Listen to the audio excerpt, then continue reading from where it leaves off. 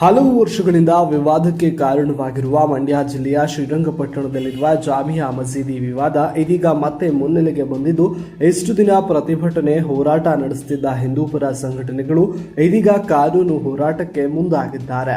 ಶ್ರೀರಂಗಪಟ್ಟಣದಲ್ಲಿರುವ ಜಾಮಿಯಾ ಮಸೀದಿಯಲ್ಲ ಮಂದಿರ ಎಂದು ಬಜರಂಗದಳ ಸೇನೆ ಹೈಕೋರ್ಟ್ ಮೆಟ್ಟಿಲೇರಿದೆ.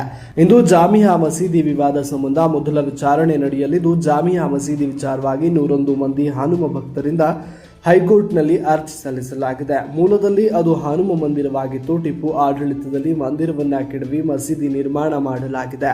ದೇವಾಲಯದ ಕುರುಹು ನಾಶ ಮಾಡಲು ಮೂಲ ಕಟ್ಟಡ ಹಾನಿ ಮಾಡಲಾಗುತ್ತಿದೆ. ಜಾಮಿಯಾ ಮಸೀದಿಯಲ್ಲಿ ಅಕ್ರಮವಾಗಿ ಮದರಸವನ್ನ ನಡೆಸ್ತಾ ಇದ್ದಾರೆ. ಮಸೀದಿಯ ಜಾಗದಲ್ಲಿ ಮತ್ತೆ ಮೂಡಲಬಾಗಿಲು ಆಂಜನೇಯ ಸ್ವಾಮಿ ದೇಗುಲ ಸ್ಥಾಪನೆಯಾಗಬೇಕು. ಅಕ್ರಮ ಮದರಸವನ್ನ ಕೂಡಲೇ ತೆರವುಗೊಳಿಸಬೇಕೆಂದು ಹೈಕೋರ್ಟ್ನಲ್ಲಿ ಬಜರಂಗದಳದ ಸೇನೆ ದಾವೆ ಹೂಡಿದೆ. ಜಾಮಿಯಾ